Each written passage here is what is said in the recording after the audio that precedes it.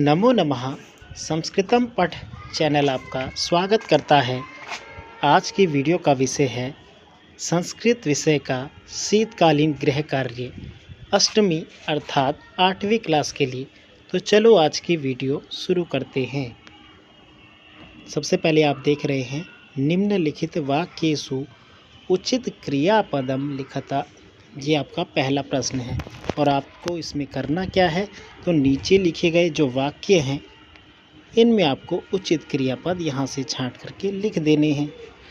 वो उचित क्रियापद क्या होंगे वो मैं आपको अब बताता हूँ। पहले में आपका आ जाएगा सह भ्रमति,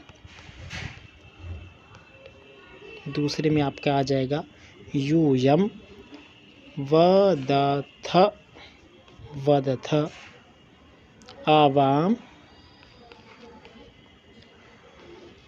पिबावः द्विवचन का है, वयम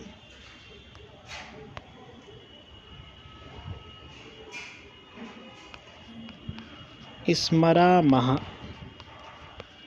ये बहुवचन का है, वयम स्मरामः। अंत में आएगा आपका त्वम खादसि। इस तरह से आपके क्रियापद यहाँ पर फिल आपको करने हैं, रिक्त स्थान में पूरित करने हैं। अब हम आपको ले चलते हैं दूसरे प्रश्न की ओर। दूसरे प्रश्न में लिखा है निम्न धातु नाम प्रथम पुरुषस्य रूपाणि लिखत। अब इसमें आपको क्या करना है, धातु दी हुई हैं पहले से आपको, जहाँ जैसे यहाँ उदाहरण भी दिया हुआ है तीतः अंति के साथ, वैसा ही आपको लिखना है यच्छति यच्छतः यच्छन्ति।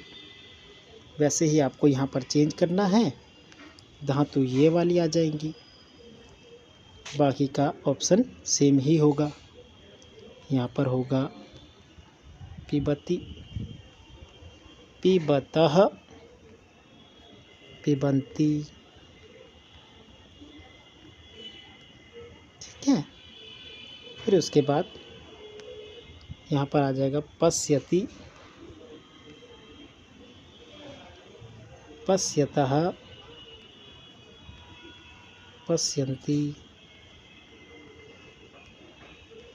फिर आपका आ जाएगा गच्छति, गच्छतः।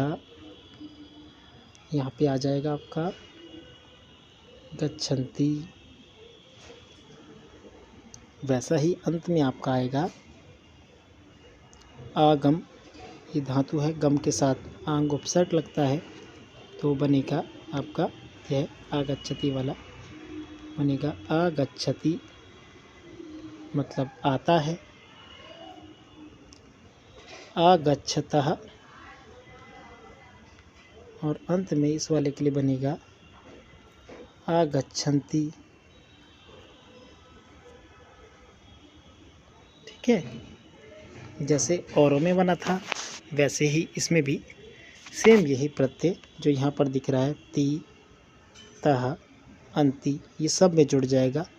पिब के साथ जुड़ेगा तो पिबति पिबतः पिबन्ति, इसके साथ जुड़ेगा तो पश्यति पश्यतः पश्यन्ति, गच्छ के साथ जुड़ेगा गच्छति गच्छतः गच्छन्ति, आगच्छ के साथ जुड़ेगा आगच्छति आगच्छतः आगच्छन्ति।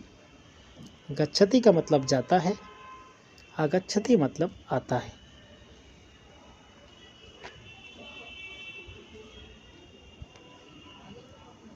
अब तीसरे में लिखा है निम्न शब्दानाम संस्कृत धातु रूपम लिखत।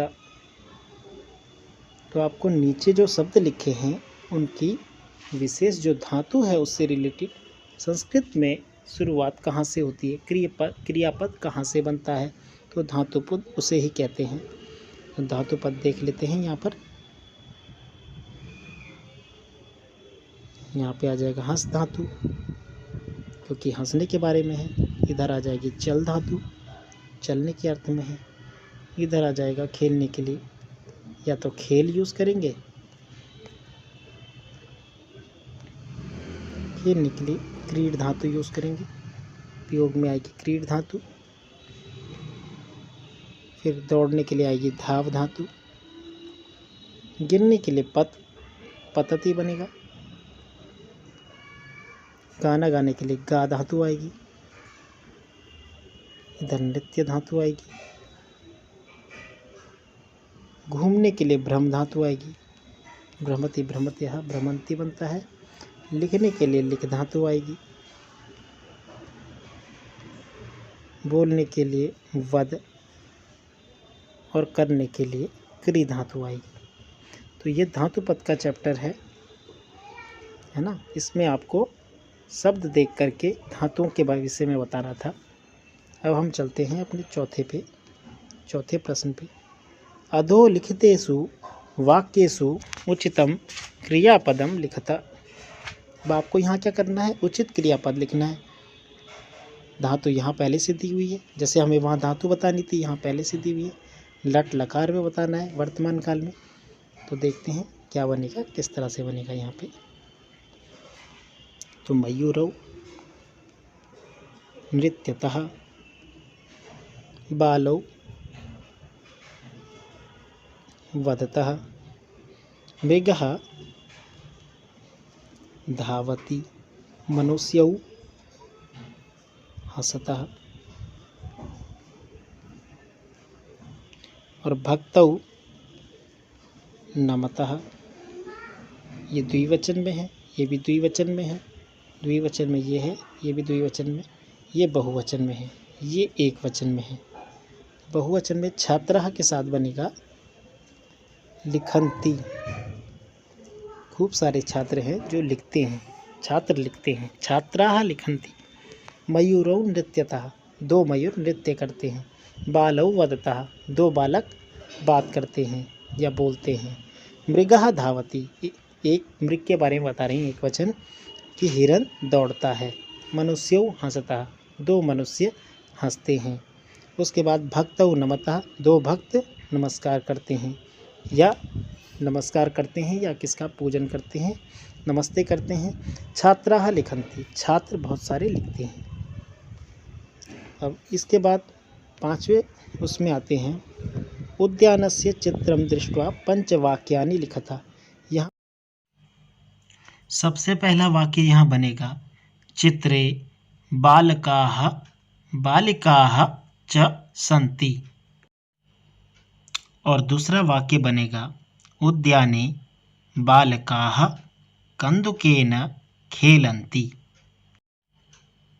तीसरा वाक्य बनेगा अत्र बालिका दोलायाम आरोहयति।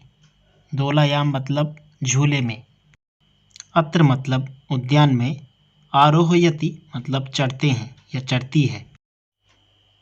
चौथा वाक्य बनेगा अस्मिन् चित्रे वृक्षाः सन्ति, और पांचवा वाक्य बनेगा उद्याने पुष्पाणि विकसन्ति, अर्थात उद्यान में पुष्प विकसित होते हैं या खिलते हैं। इस तरह से यह चित्र देख करके 5 वाक्य बनाने वाला आपका अंतिम विषय भी समाप्त होता है। जल्द ही मिलते हैं मेरी नई वीडियो के साथ। तब तक के लिए नमस्कार, हरि ओम।